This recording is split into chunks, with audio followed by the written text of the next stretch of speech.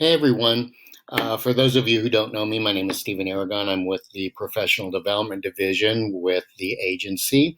And actually, my background is in educational psychology and cognitive psychology. And as you can see, again, I am the diversity equity specialist. And one of the areas that's very important to me is the mental health of our students that we work with. And in general, life is just stressful for students.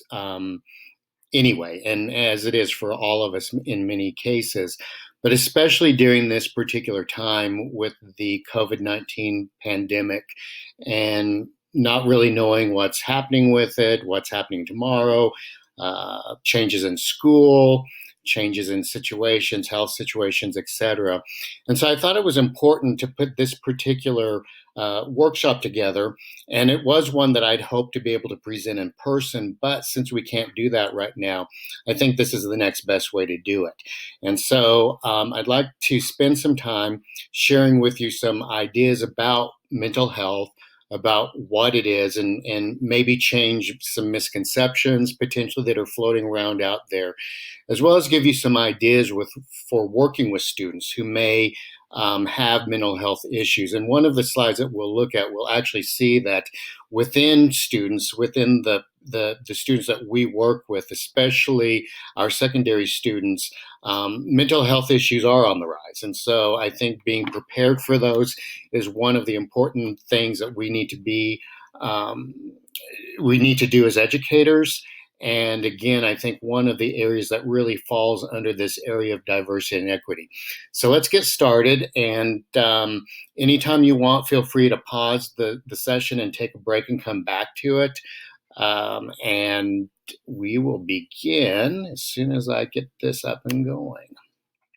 Okay, so again, this workshop is on supporting students with mental illness. So let's begin by talking about what is mental health. So when we talk about mental health, we're talking about the health that's related to our thinking, our emotions, our behavior, or any combination of those. And like any other illness, it is based in biology, and that particular biological system is our brain. Okay, so mental health takes place in our brain, and like any other organ, it can become diseased and injured. And everything that we know about the brain, it is probably about the most complicated organ in our body compared to anything else. We know the least about our brain compared to everything else that makes our body function. So again, when we think about mental health, we're thinking about our thinking, our emotion, and our behaviors, or any combination with that. So then the question is, what is mental illness? So when we talk about mental illness, we're talking about illness that's related to our thinking, emotional behavior, or again, a combination.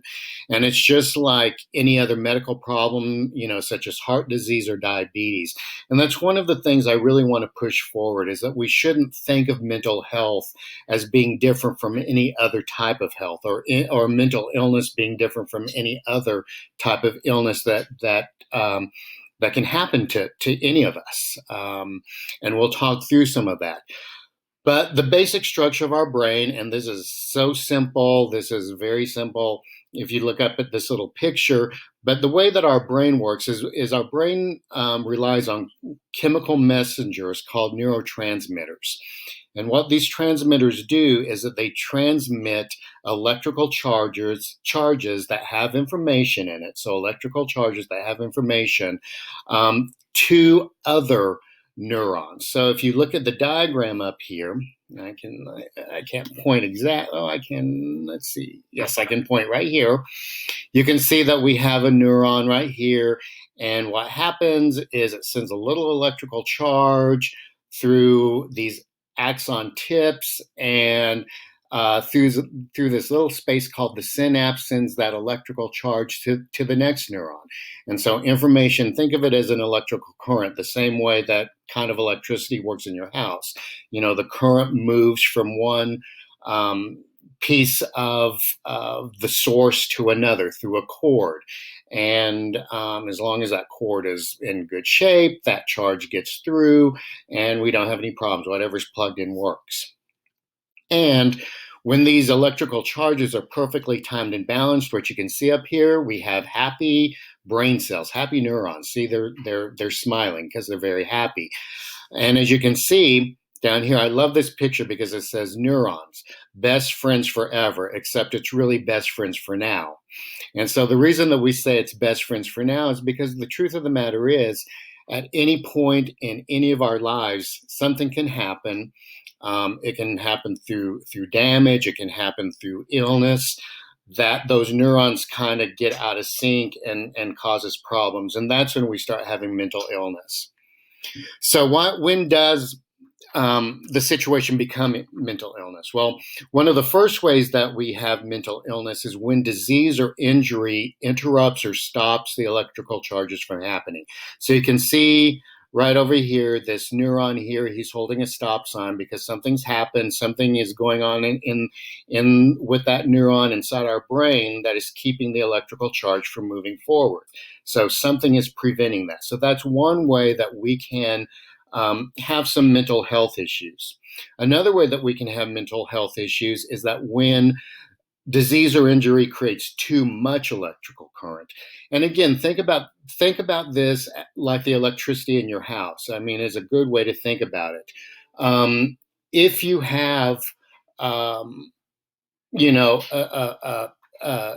fuse that's out or a circuit that's been flipped or something, power's not going to go through. So you plug in your electric toaster, it's not going to work because there's no charge coming through that. But then we can also have situations where the charge is too much, and like in a surge, like like during an electrical storm, we can get a big surge of electricity that pushes so much energy through that it causes too much current, and things just go haywire, like you see in this other picture. And oftentimes, what happens is it blows something out eventually. But if you can think of this. Again, in parallel to the electricity we have in our house, I think that kind of helps with us thinking about what's happening inside our brains, because actually the parallels are very similar, although our brain is much more complicated than that. So those are the two ways.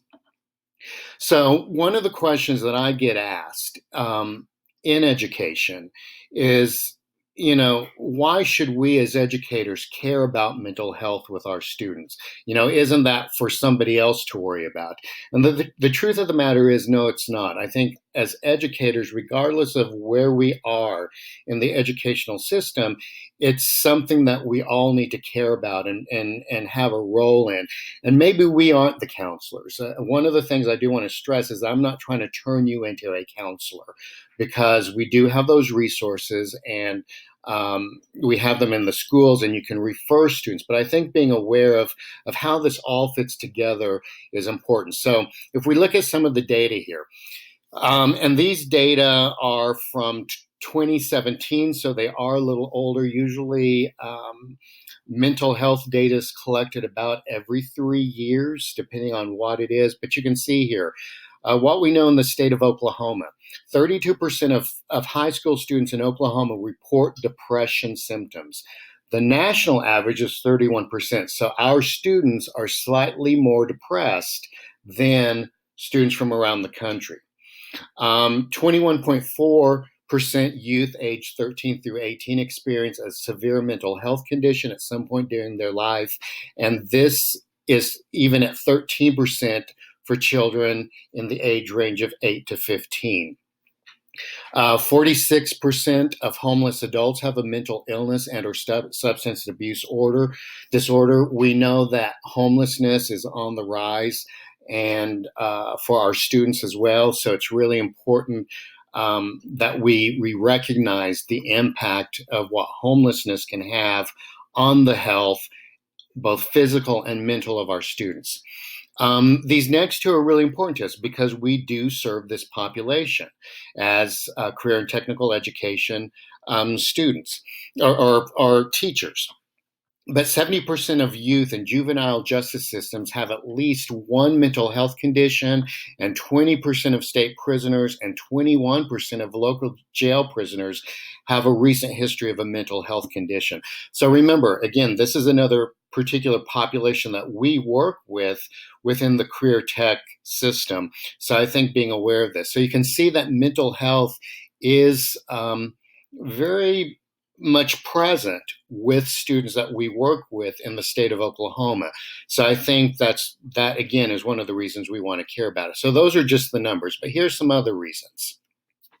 So some other the reasons that are outside of the data, or kind of outside the data. So psychology of learning. We know that students who are struggling with mental health issues will not learn as effectively.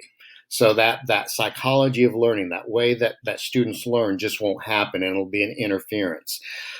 We know that a lot of mental health gets misdiagnosed and goes undiagnosed. And so to be aware of that, and to be aware of the fact that students may be coming into the classroom who have mis or undiagnosed conditions are important. These next two bullet points are really important. And these are statistics we as educators in Oklahoma should not be proud of, or citizens of Oklahoma. But Oklahoma is second in the nation when it comes to trauma, and third in the nation when it comes to mental health issues. So we are not doing a good job. I mean, that means only one other state is ahead of us in trauma, and only a couple others are ahead of us in mental health, and we are not doing a good job with that. Oklahoma is one of the states that sees the highest levels of trauma and mental illness, and so we need to be aware of that. We have fear of individuals with mental illness. So, typically what this refers to is we oftentimes are fearful of people with mental health issues. And that's not uncommon. It's hard to understand. We can't necessarily see it. We don't fully know what's happening. But we need to change that fear. Instead of being fearful of the individual, we need to be fearful for the individual. And what I mean by for the individual is, what happens if a mental health issue goes undiagnosed? We're still in the dark ages about mental illness. So I'm going to talk about some of those ways that we are still in the dark ages about mental health issues. There's still a very negative stigma surrounding mental illness in this country. We segregate people out. We judge people with mental health issues. It is still seen as a taboo. It's still not discussed to the level it ought to be. So we need to make sure that we are not doing that as educators, and that we care for the students for whom this is happening. And then mental illness does not discriminate.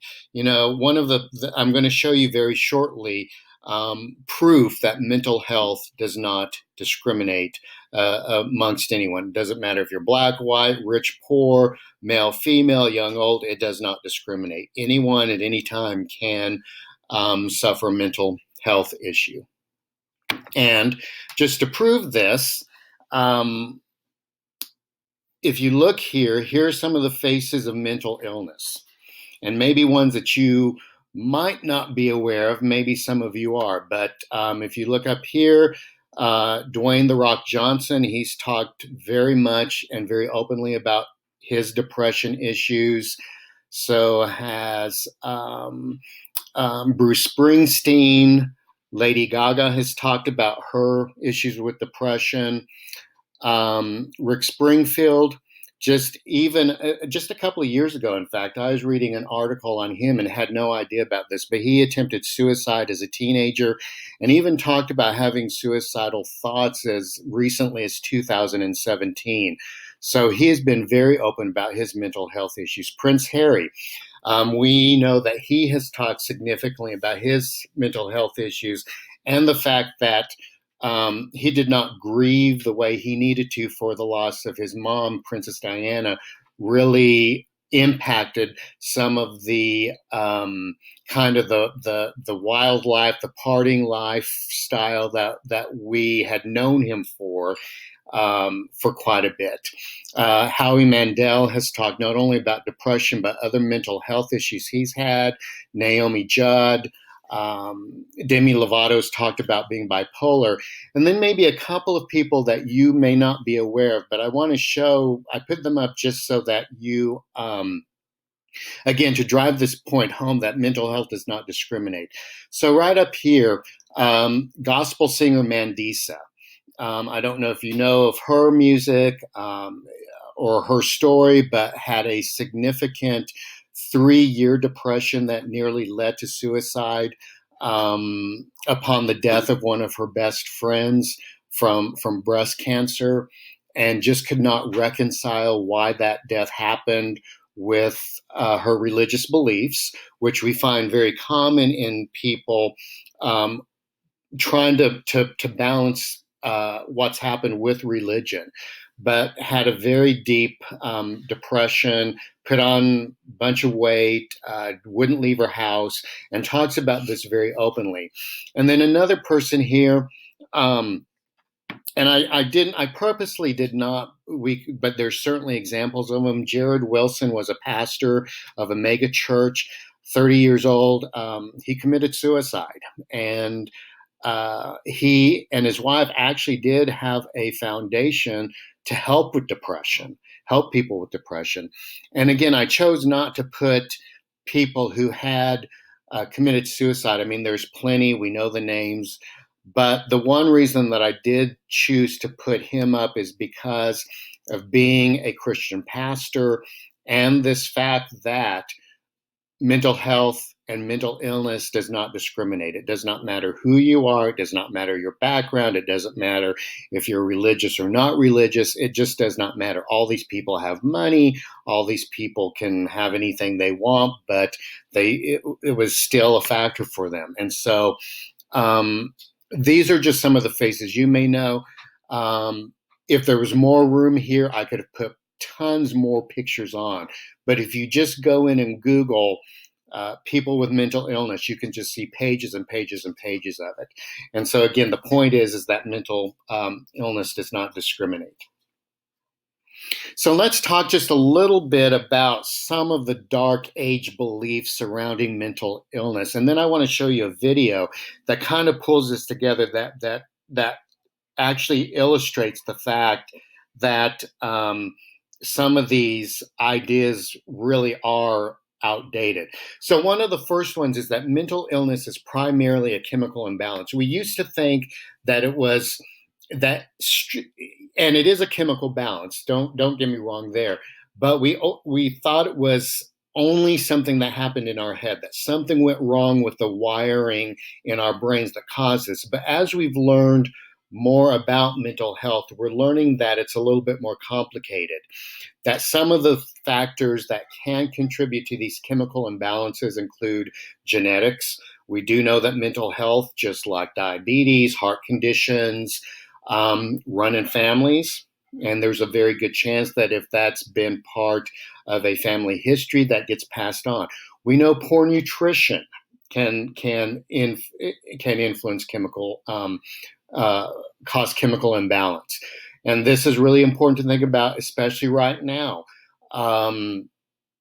Kids potentially not getting enough to eat, homeless kids not having enough to eat. If you have poor nutrition, you're going to potentially can have a chemical imbalance. Again, severe life stressors. This is a big one for us right now. But life stress can cause chemical imbalances that are more serious under the umbrella of mental illness. Substances, substance abuse, and then just other medical conditions that may cause you stress. Potentially right now with some of the COVID-19 stuff, we have seen the depression that follows. We've seen some of the other mental health issues that follow. Some of the survivor's guilt that follows. So it's not just something that, something goes wrong in our heads and all this short circuiting happens. And this is one of the reasons we want to remember that mental health issues can influence anyone. The other thing that we want to remember is that our brains can be programmed to think and respond in certain ways through both positive and negative experiences. So mental health issues don't have to happen with one of the be a result of one of the points in this first bullet, but you know, we can cause our brains to think in certain ways and really worry ourselves up and make ourselves anxious and get ourselves going to the point where we actually start short circuiting our brain and throwing ourselves into a mental health situation. So being the fact that we can program our thinking is really important because it's one of the ways that we can help help reframe our thinking to be more positive where we don't have mental health issues or to treat those. Another one is that it's always assumed that students or anybody else with mental health problems are easy to spot. Oh, I'm going to be able to tell if someone's depressed, or I'm going to be able to tell if someone's um, you know got a bipolar disease, or we just throw out crazy all the time. And I'm going to, again, when I show you this video, it's not going to be so easy to see. We think mental illness is something that can simply be shaken off. Saying shake off your depression, shake off your anxiety, shake off your worry, that'd be like telling someone, why don't you shake off that broken leg? It's the same thing. Mental illness is an illness that needs treatment the same way anything else does, and it cannot simply be shaken off. And then one of the big ones that I really want to put to rest in education is that students with mental health problems are violent and unpredictable. Unfortunately, we have our multimedia and media to thank for this. Because typically what we see in the news are the cases of really severe mental illness in individuals that then go up and shoot up schools, movie theaters, um, nightclubs, what have you. But the research is very, very clear. And please listen, hear this. It is very clear that someone with a mental health issue is more likely to commit suicide than to commit homicide. Okay? What we see in the news are those extreme cases. Are those extreme cases that went untreated? Are those extreme cases of psychosis where people are hearing voices in their heads? We're seeing those extreme cases of rage and anger that never got dealt with appropriately. So to assume that all students with mental health problems are violent and unpredictable is a form of discrimination against students with mental health. So just be aware that what we see in the media are those extreme cases that had, and my belief is, and I think others would say this too in the mental health professions, had those students' issues been addressed much earlier, that anger, that hurt, that rage could have been directed in more healthier ways and been dealt with. The students with some of the more psychotic types of thinking, those could have been dealt with some good medications that are out there that really do help, but somewhere they fell through the cracks. So please don't let yourself believe that if you have a student with a mental health issue that they're going to be violent and unpredictable, because that's simply not the case. And so I want to show you a video that actually illustrates this.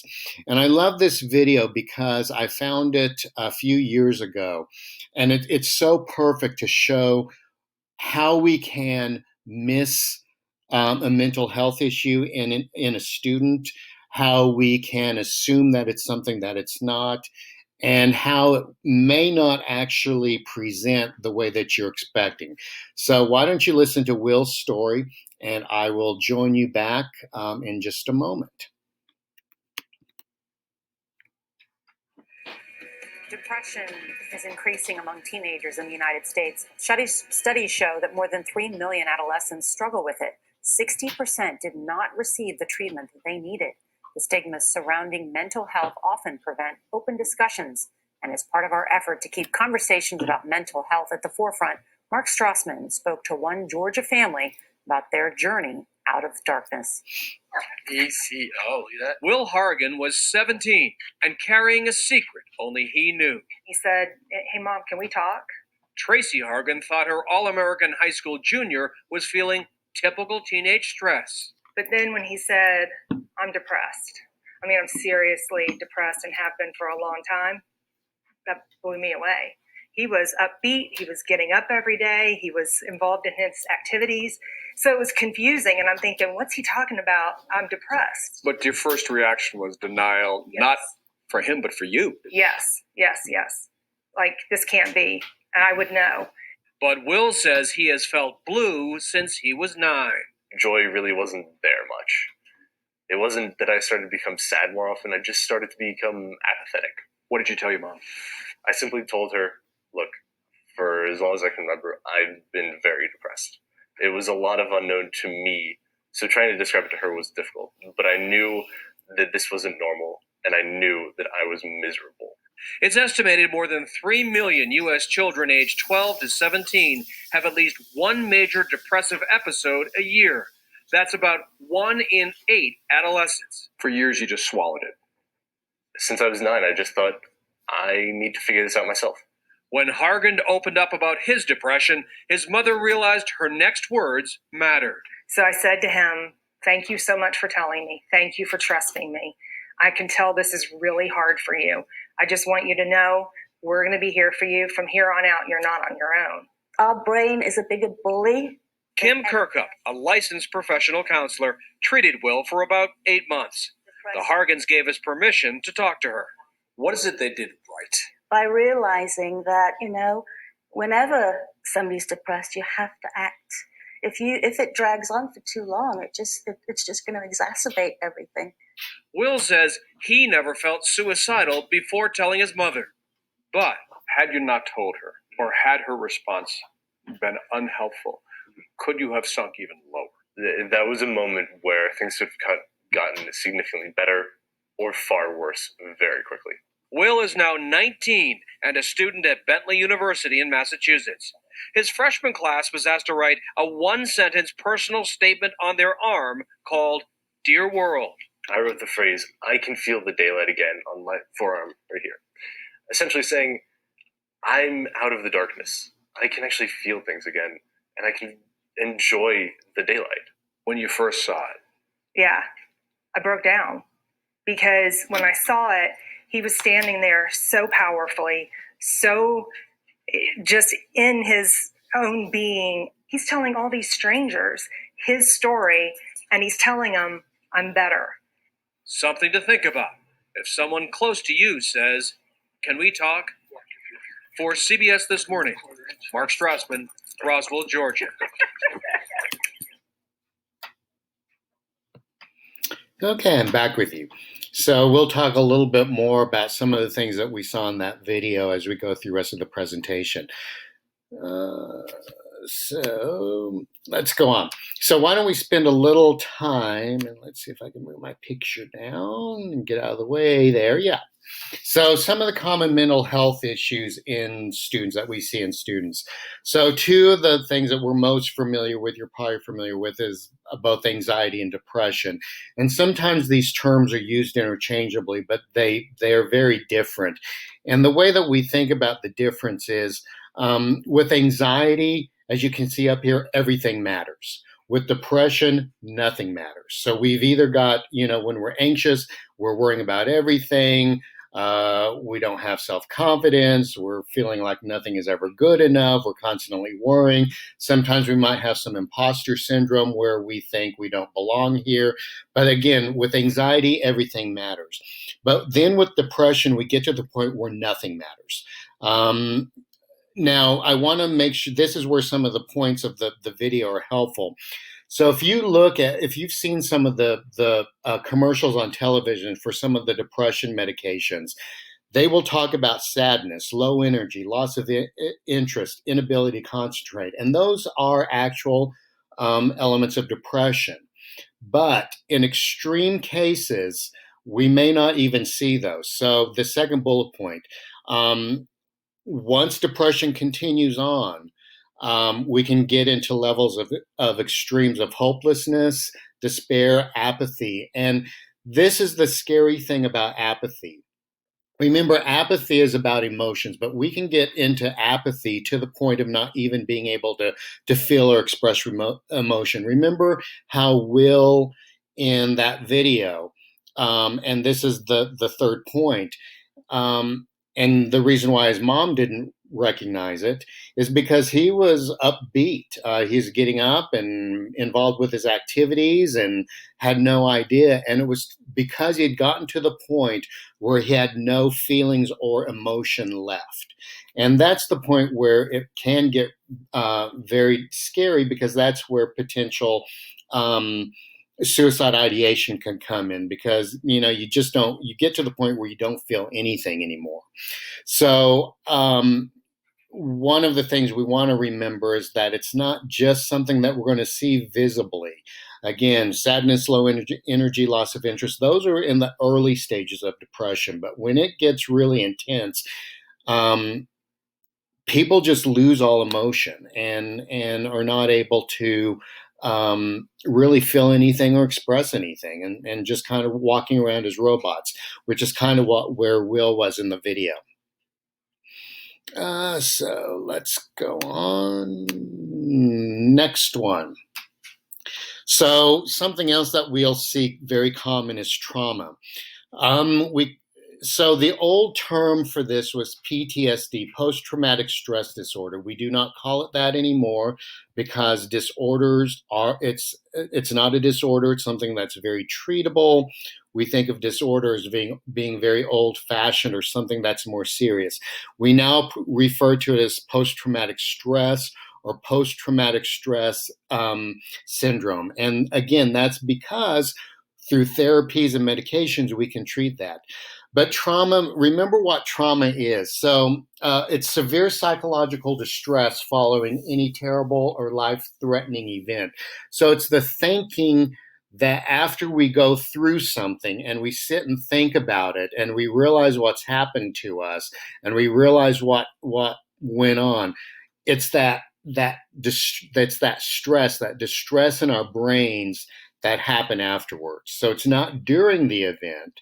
During the event, it's fear, or scared to death, or anger.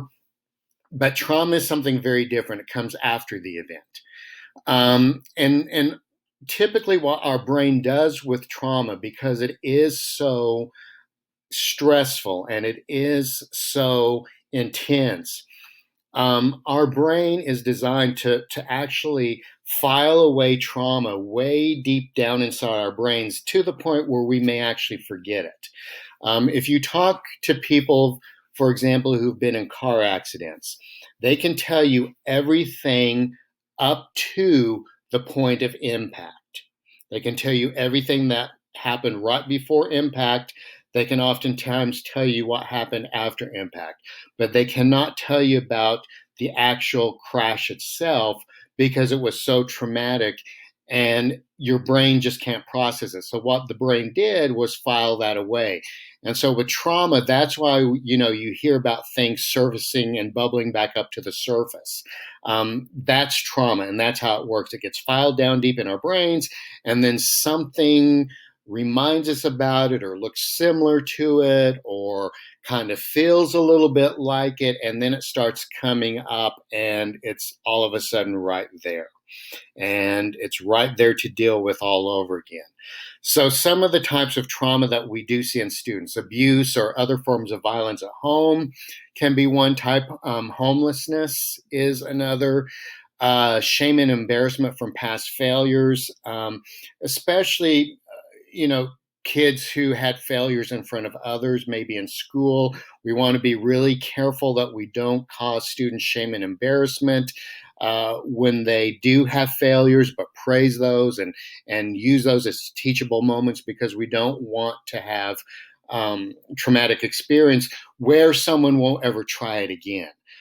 because oftentimes what trauma will do is to prevent you from ever trying whatever caused that trauma ever again. So if someone gets hurt during a sport and we make a big deal out of it, they're likely never to try that again. Or if they mess up while giving a piano recital and, there's all this laughter and embarrassment, that trauma stays with a kid and they may never try that again. Or public speaking, something like that. So we always want to make sure that we leave shame and embarrassment out, because that can lead to trauma.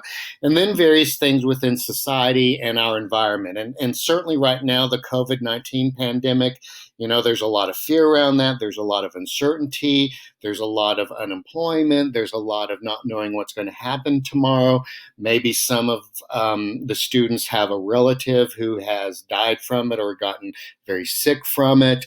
So there's a lot of things in society. And one of the things we want to remember about trauma is trauma doesn't happen because we're in danger. Remember, when we're in danger, it's fear, it's scared, it may be some anger. Trauma happens because we think we are in danger. So we get exposed to something that kind of resembles that traumatic event. So we start thinking, oh my gosh, I'm in danger again. Or I start to walk up to the podium and I start getting those fears of public speaking. And I start thinking, I'm in danger of being laughed at again, or heckled, or whatever. Or someone tries to drive a car after being in a car accident, and that fear starts coming back because they think they're going to be in another accident. So trauma happens because we think we're in danger. And so therefore, as teachers, we want to make sure that we promote environments where students feel very safe, and we'll talk about that in a few more slides, but where students feel safe, where they feel comfortable, where they feel they can try again without fear, where if something in the outside is causing them trauma, at least they know that when they're with us in the classroom, that they are safe and that they aren't going to be harmed. So that's the key with trauma, is it's not because we are actually in danger. It's because we think we're about to be, or that we're going to be in danger in the future. So some of the effects of trauma. So one of the effects is a heightened flock, freeze, flight, or fight instinct. Flock is where we group with other people. We run to other people because we feel like we're safer in a group. We just freeze. You could get up to the podium to give your public speech, or down at the piano to give a recital, and you just freeze there and you're just paralyzed there because of that trauma being so powerful in your mind. Flight is running away. So you run away from the experience that potentially may be causing you trauma. Or we fight. So, we get in there and we just fight for our lives because of that fear of that we're about to be in danger again. So those are the ways that we typically respond. And what we know from research is that people who have experienced any type of trauma that's not dealt with well, they're 5 times as more likely to be depressed. So anyone who's experienced trauma, 5 times more likely than someone who is not to be depressed. And this is really shocking, but it's very consistent. People who have been through trauma, it's been found that their life expectancy can be cut by up to 20 years. So someone who has had traumatic experiences that have not been dealt with, research has found that those individuals are likely to live as many as 20 years less than someone who is not. That's really important for us to remember, and it's kind of eye-opening. Those who experience developmental trauma, meaning those during developmental ages, kids, teenagers, during brain development, are at risk for who have trauma during those times are at risk for physical, mental, and social health problems later in life. So if you've had trauma early in life, you're more likely to have physical, mental, and social health problems later in life. If you've had traumatic experiences, you're more vulnerable to chaos, threat, inconsistency, unpredictability, and violence. This is where, if you think about Prince Harry, and he even talked about this in an interview, but we remember Prince Harry as being this wild teenage guy who was out partying all the time, getting into trouble, drinking, having multiple girlfriends, loving to be out in public, just that crazy teenage wild life. And one of the things that he talked about later in an interview that I saw was, he attributes that to the fact that, he was so young when Princess Diana was killed, and, they were living it in public. And he said he just never dealt with his grief. He never dealt with the grief of that traumatic event in his life. And once he was later able to process that grief and understand it and deal with it, he was then able to address some of those issues. And so again, he's a great example of what happens if we have a traumatic event that we don't deal with, that we are more vulnerable to chaos, threat, inconsistency, unpredictability, and violence. He's a prime example. But he's also a prime example of when you deal with that trauma, that it can really turn your life around. And the thing about trauma, too, it is always going to be there. It is always going to be permanently programmed.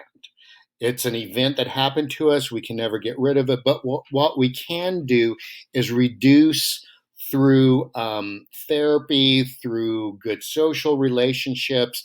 We can reduce and change our negative response to that. So, with more practice being in front of people, we don't get as scared about giving that public speech.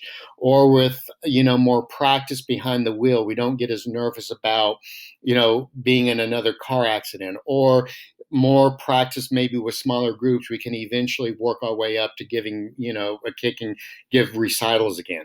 So it's always going to be there. We'll always remember it, but it's our response that we can change. And we as educators can do that. And we'll talk more about that.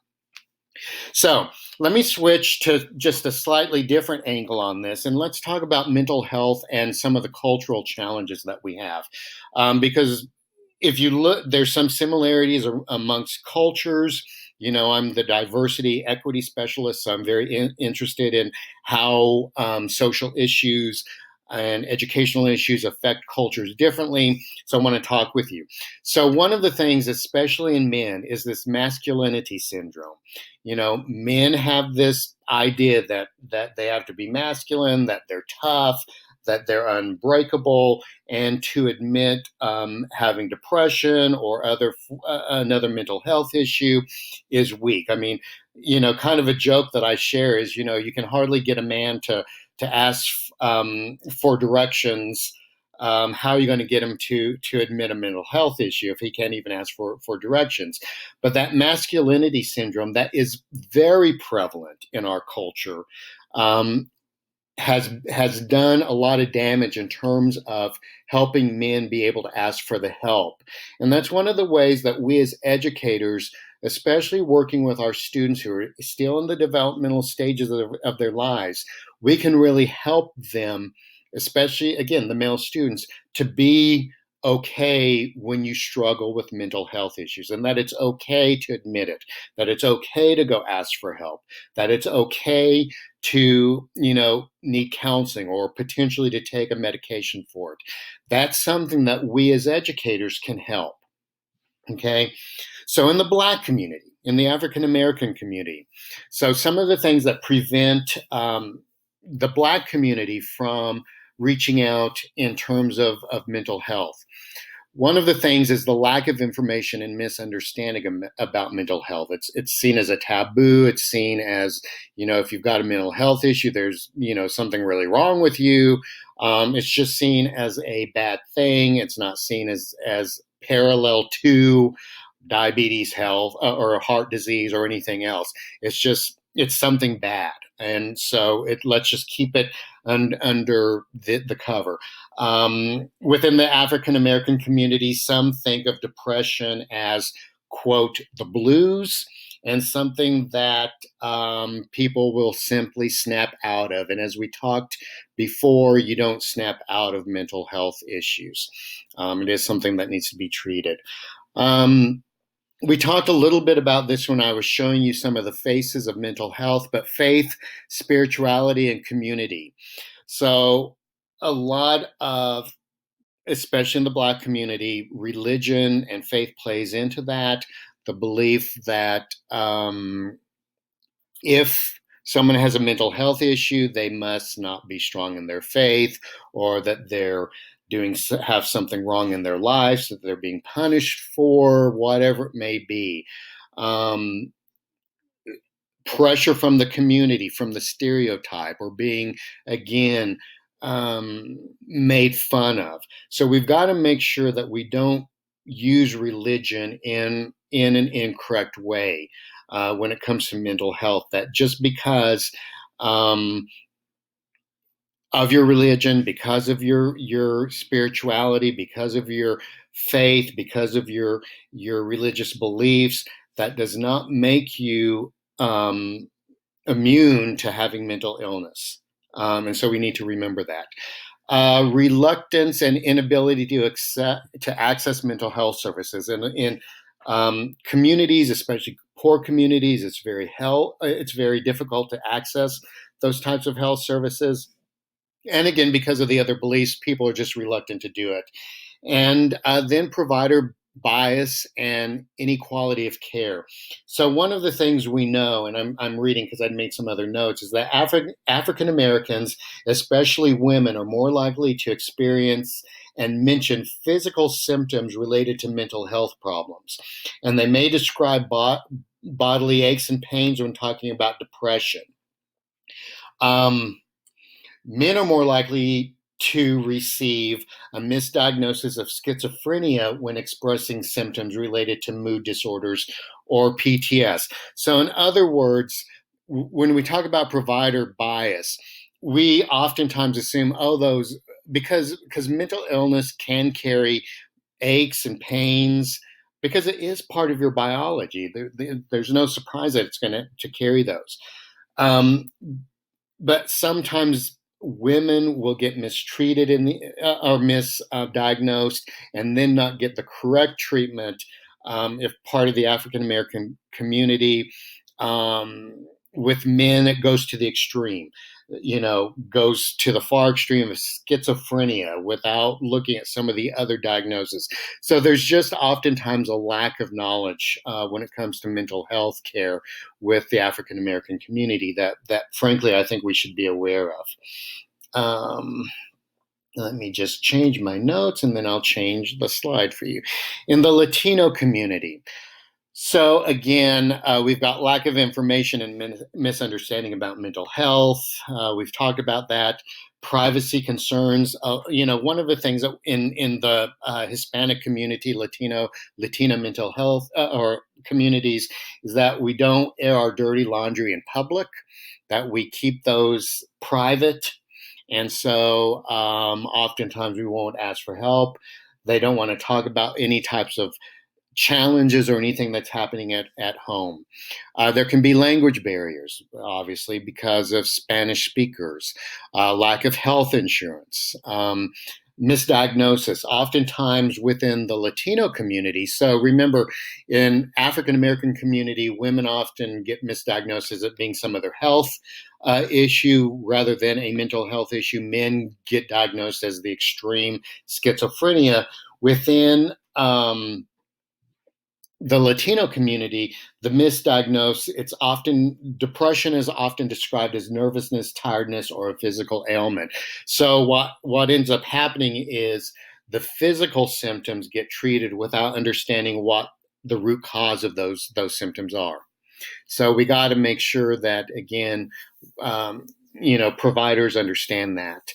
And I think we're doing much better with that. Legal status, if you are an undocumented Hispanic person and you go in and you have to give information, you are likely not to ask for help because of the fear of your potentially illegal status being exposed.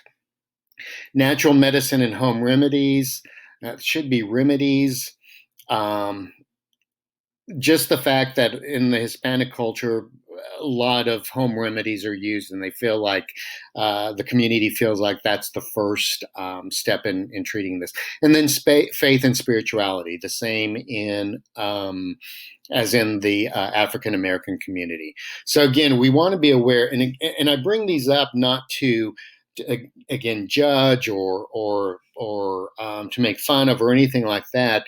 But the fact is that these are some of the reasons that some of our students may not get some of the mental health help that they may need, because some of these cultural factors are just so prominent in their lives.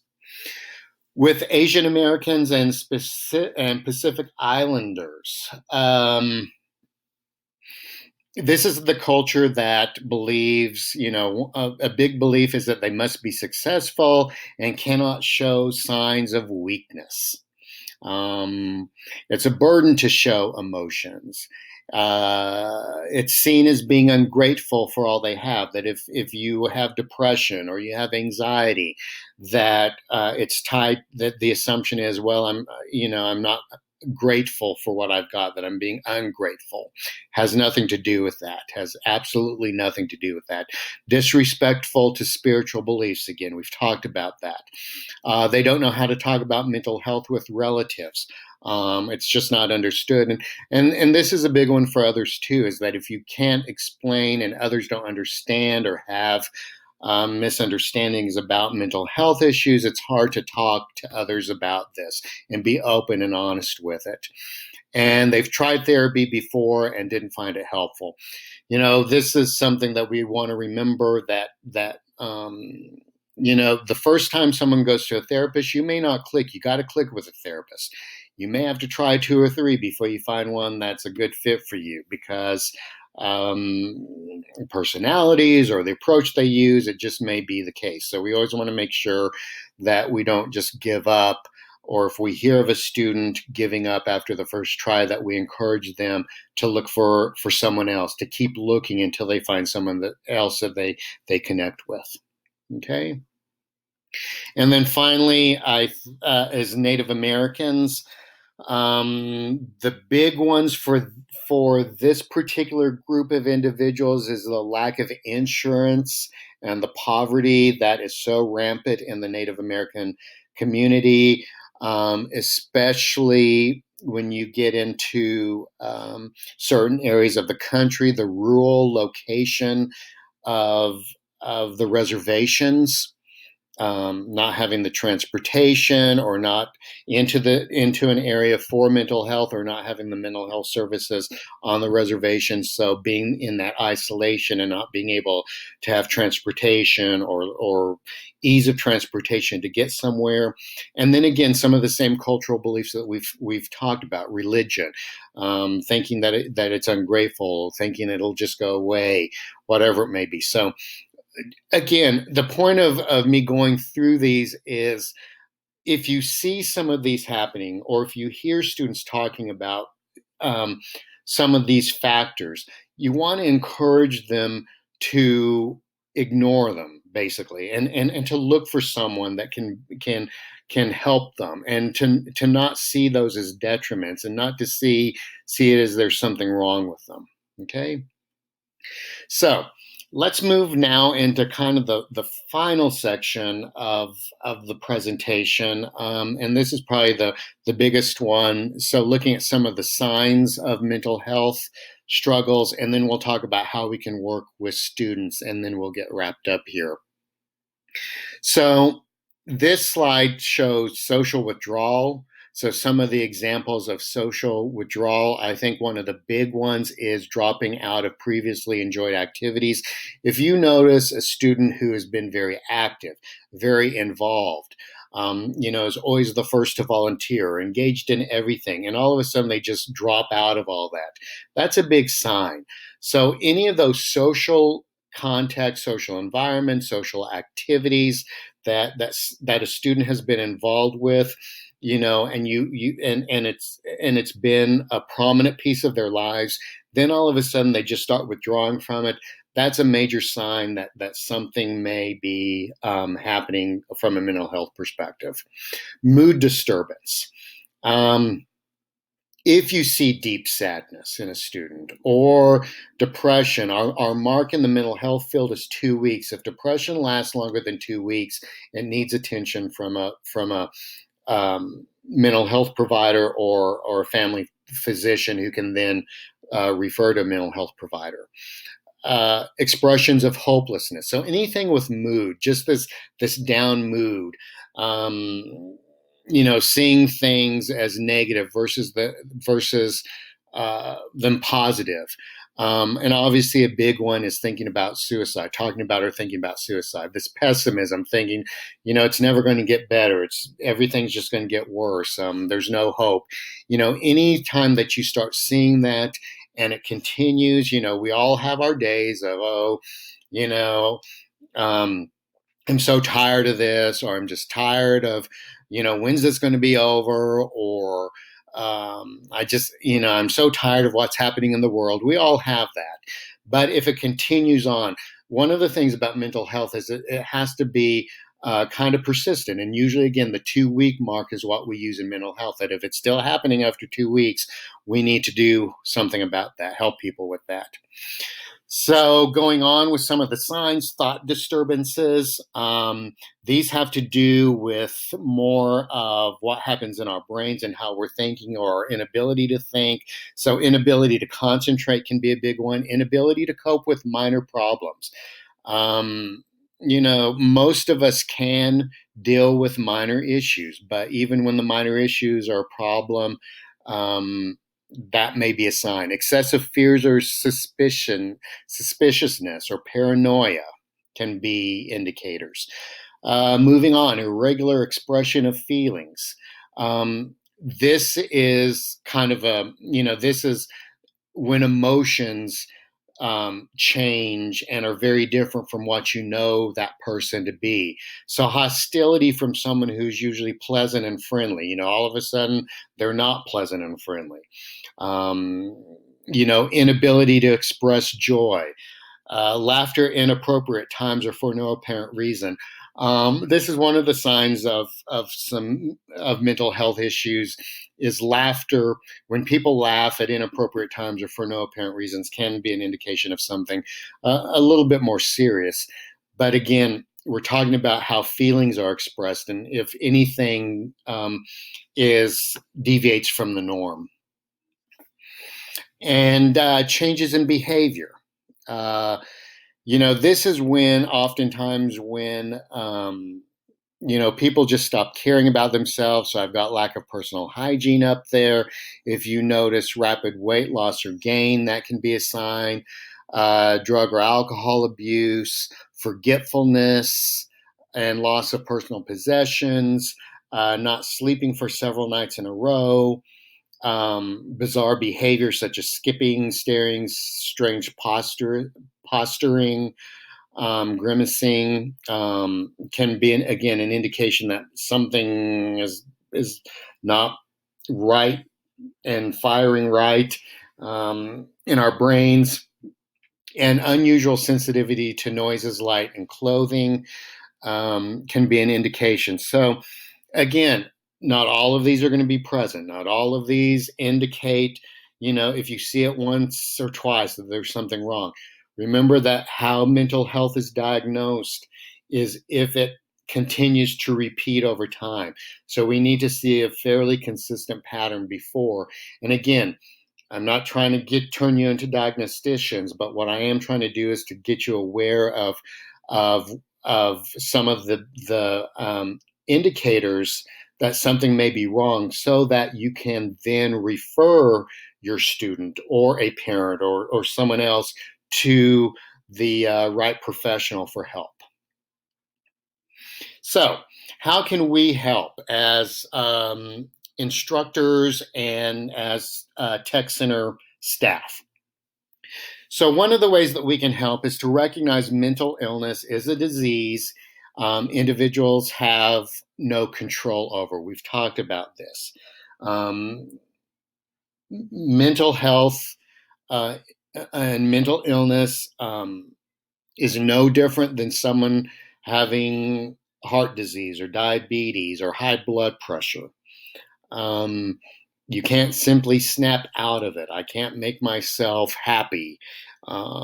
It just doesn't work that way. So if it is a true mental health issue, we have to remember that individuals have no control over it, and the best thing that we can do is to help direct them to a resource that will be beneficial to help getting them back on track.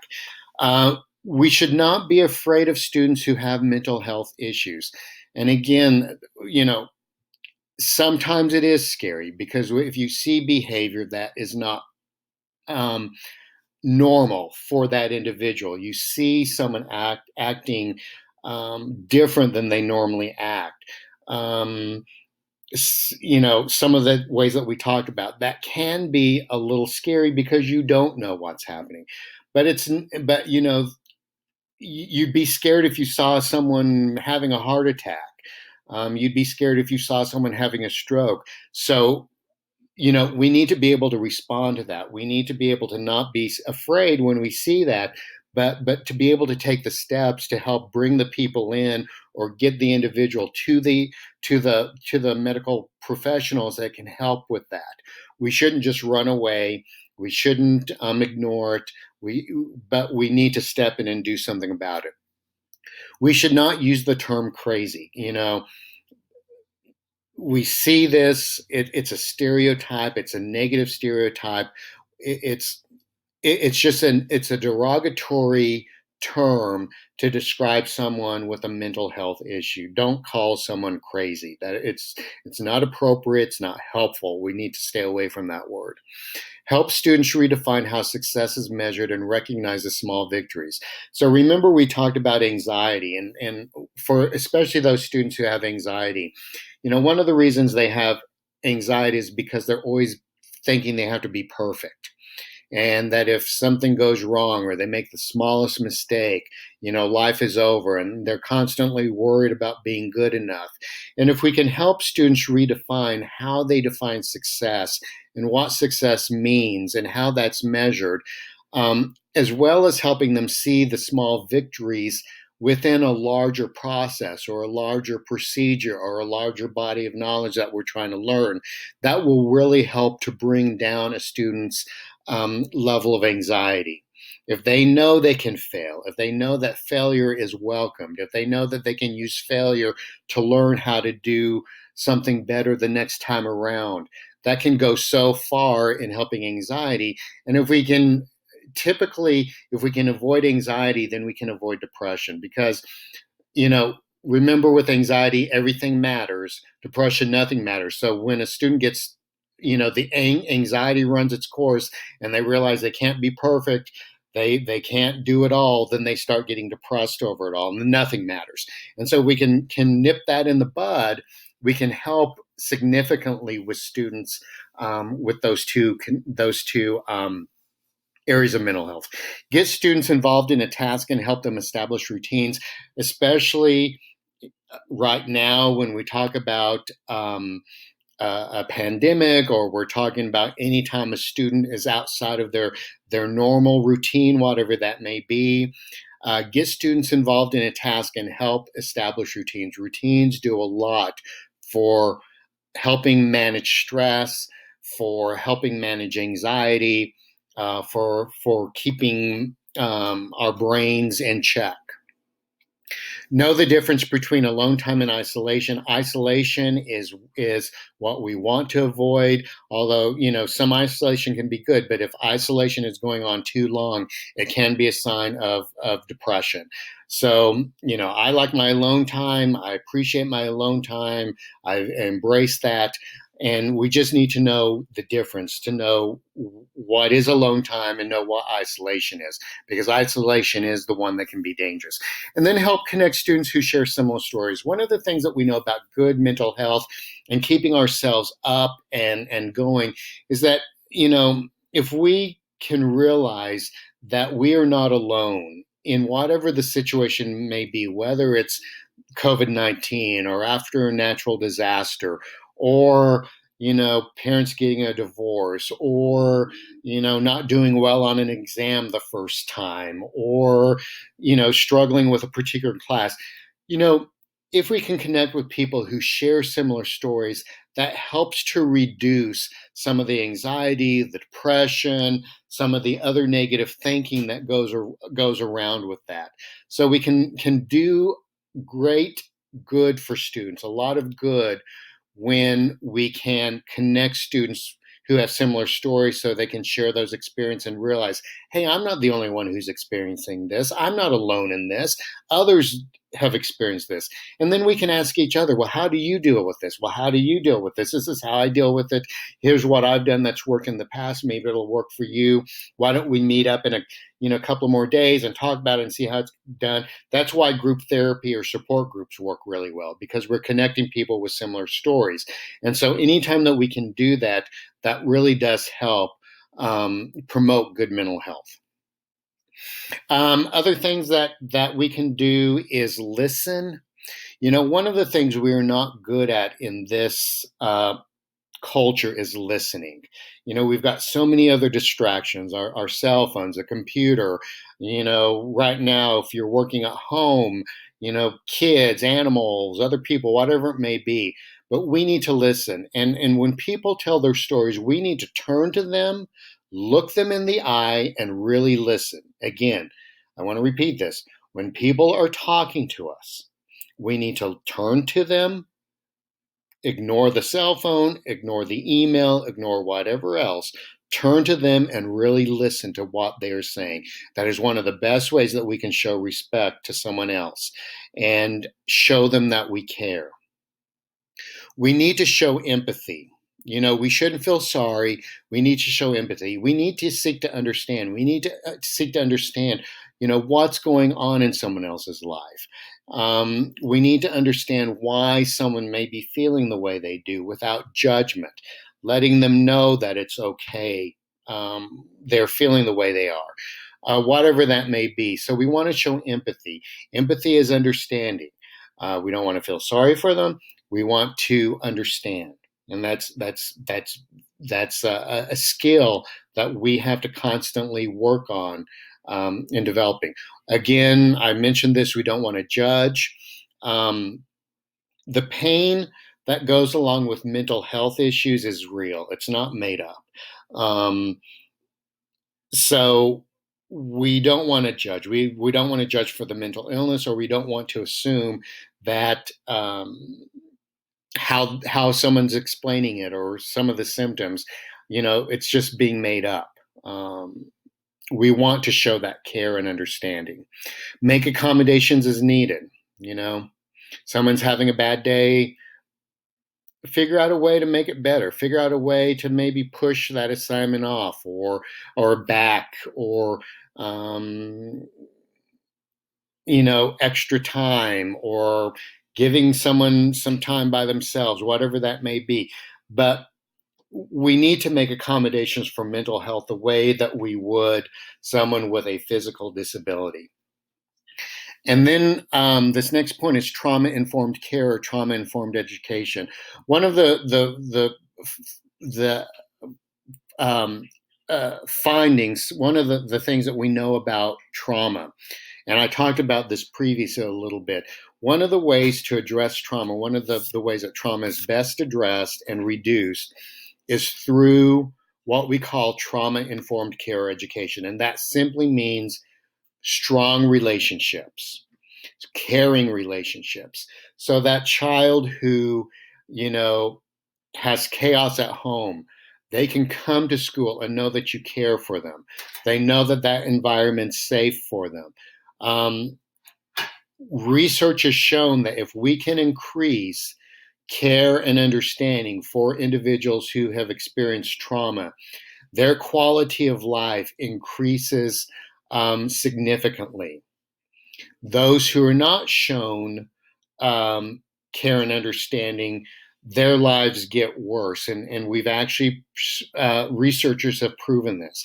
So one of the best ways that we can help someone who's been traumatized, who has experienced any type of trauma, is simply to care for them, show them concern, let them know that you are there for them, let them know that they're safe, let them know that you're there to help, and just um, that emotion and care and well-being that we create. Direct students to a school counselor. Again, this presentation is about awareness. I'm not trying to turn you into counselors. So when you notice any of these signs, and any of these signs are taking place, these symptoms are occurring for too long, make sure you direct students to your school counselors, and then let them take it from there. And if you happen to notice students in immediate crisis or danger, always call 911. Within most states, someone who is, for example, threatening suicide, if you call 911, they are picked up by an ambulance and taken to a hospital with a psychiatric section, and can be held for, I think it's up to 72 hours. But there are resources. So always, don't ever be afraid to make that 911 call if you see that. And suicide, I do want to talk about that. One of the things that we know is that during stressful times, we are seeing it in the COVID-19 pandemic, but in other stressful times, suicide rates do go up. And so knowing some of those signs, again, so that you know to call 911, or if you do have time to get your school counselor involved, whatever that may be, is really important. So some of the common warning signs of suicide. I'm not going to go through all of these, but point out some of the ones that I think are really important. When someone starts giving away their personal possessions, that's one of the big signs that we know that's an indication of suicide. Stockpiling pills or obtaining weapons. Dramatic changes in personality or mood. Some of the words that come out of their mouths. Nothing matters anymore. You'll be better off without me. Life isn't worth living.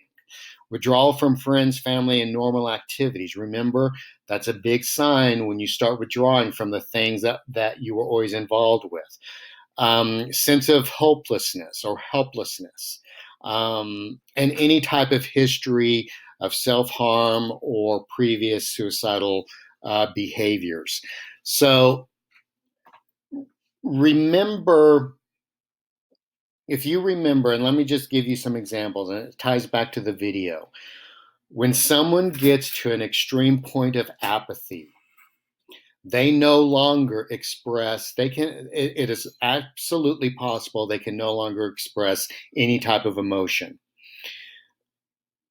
If you remember a couple of years ago when Kate Spade committed suicide and Anthony Bourdain, and we know this from others too. Kate Spade, the night before she committed suicide, it was reported she had dinner out. She was planning a trip to go visit her father. Had talked to her daughter. She seemed in a very cheerful mood. Anthony Bourdain, same way, very up the night before, very energetic, very excited about the future. And then they both committed suicide that night. And those are examples of two people who had gotten to the point of apathy, to the point where the depression had succumbed to them so much they couldn't even express it anymore. So no one knew. And so we always have to be watching for this, and just know that any of these indicators we need to be aware of. And again, not jump initially, but just pay attention and be aware of those. If you run into someone, if you have interactions or come in contact with someone who is thinking about suicide, there's some things that you can do. You can say, are you thinking about suicide? Do you have a plan? Do you know how you would do it? When was the last time you thought about it? If the answer is yes, you always ask very direct questions, because You don't want to leave open-ended or wishy-washy questions or him-ha answers. You need to know answers, very concrete answers of either yes or no, and to know what to do. So if the answer is yes, and you think they're at risk, call a counselor, therapist, or other healthcare professional. And most of the time, well, I'm not going to say most of the time. In many cases, there is still time to do that. Remove potential means such as weapons and medications to reduce risk. Or again, if you truly believe that the danger is right in that moment, you need to call 911 or the National Suicide Prevention Hotline, and they will respond immediately to that crisis. So again, know the signs, be aware, don't be paranoid about it, but just be aware. Awareness is good. And watch for patterns. And I promise you that, again, in mental health, patterns emerge. And what you're looking for are patterns that are different from what you know to be the norm for that individual. Okay? Again, you want to be understanding, caring, non-judgmental. Statements such as, you're not alone, I'm here for you. I may not be able to understand exactly how you feel, but I care about you and want to help. I'm concerned about you, and I want you to know there is help, and you are important to me. We will get through this together. Remember that a lot of suicide comes from feeling like, there's no one for that individual. There's no one left. And so letting someone know that you care for them, that you're there for them, can do a lot in helping to reduce that ideation. Again, what not to do: don't promise secrecy. I care about you too much to keep this it should be kind of thing. I'll go back and fix this. A secret. You need help, and I'm here to help you get it. Again, being a friend. Don't debate. This is not the time to debate whether or not you think suicide is right or wrong. Don't argue that it's right or wrong. Don't accuse the person that it's wrong. Whatever your beliefs are, this is not the time for that. Don't ask a way that indicates you want no for an answer. You need to be very clear and make sure that you get the information. Don't try to handle the situation alone, and don't try to single-handedly resolve the situation. So, again, it's a serious condition. It's a serious situation. Make sure that you call the numbers. What not to say, because remember, mental health is something that you just don't shake off. You don't say, we all go through tough times like this, you'll be fine. That is not what someone who is thinking about suicide is thinking at the moment. They do not think they are going to be fine. So telling them that they're going to be fine is no help whatsoever. Plus, it makes them, and along with it's all in your head, just snap out of it. It makes an individual think that there's something really wrong with them, and it makes the situation worse. It makes them think, there's something wrong because I can't just snap out of it, or there's something wrong with me because I can't deal with what may be just a regular tough time, or what would be considered a tough time like everyone else goes through. So these are things we don't say. And again, remember, a suicide threat or attempt is a medical emergency requiring professional help as much as possible. So I know this was a lot in this presentation, and if we were face to face, I would ask if you had any questions, comments, concerns, issues, additional thoughts. But since we're not face to face, the next best thing for me to do is ask that you think about the information that I've talked about, that I've shared with you in the presentation today. And if you have any other questions, if you have any other thoughts, if you have comments, issues, other concerns, what I would ask that you do is to contact me. And you can contact me either via email. You can see my email address up there, or call my office phone. Right now, my phone is set on voicemail, but I get all of my voicemails through email, and I will call you back. But if you do have any other questions, or, once we're back in the schools, once we're back in our tech centers, if you want me to come out and share any other information with you, rest of your instructors, with administration, anyone else related to mental health, please do give me a contact. This is a call or an email. This is something that's really important to me. I think mental health has been pushed to the back burner for too long. I think it is something that deserves to be addressed under the heading of diversity and especially equity. Everyone needs to be treated, be given what they need to be successful, treated with dignity, regardless of if they have a mental health issue or not. So please do reach out to me and let me know how I can be of further assistance to you around this topic, and if I can provide any additional information. And so in the meantime, keep being healthy and keep being safe. Thank you for joining me.